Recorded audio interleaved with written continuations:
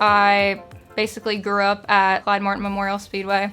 So since I was about 3 months old, my mom and dad would take turns holding me in the stands in between their races. What got me interested in racing is watching my mom, dad, brother, and a lot of other family members race. 2016, my cousin bought a go-kart, and me and my dad were talking about it, so we decided to go get one at the Harrisburg flea market, and I raced that for 3 years. This year we decided to get a micro sprint and follow what the rest of my family did.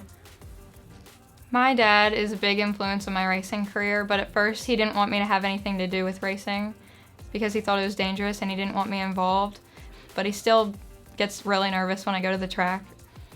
I've always looked up to my dad and my brother racing because with my dad, I know he never really had a lot of money to get the equipment that he needed to win, but he still pulled off a lot of wins and a championship building his own engine.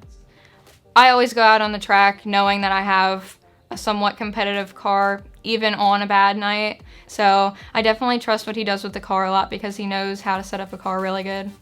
My first time in the micro, I was pretty nervous, and I went out there and floored it. The shifting was a little bit hard. I need to still work on that. It's a lot heavier and has a lot more power than the go-kart, so it's definitely a lot more to handle.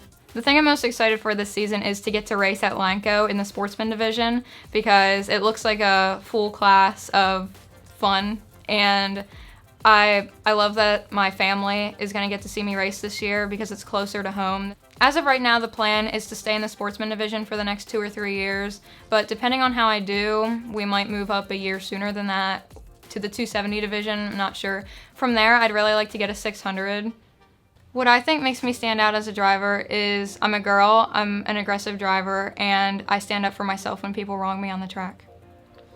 To be a female in a male-dominated sport is pretty intimidating at times, and you might feel like no one really expects much out of you because you're just a girl, but it's really nice to be out there and to prove them wrong when you actually beat the guys.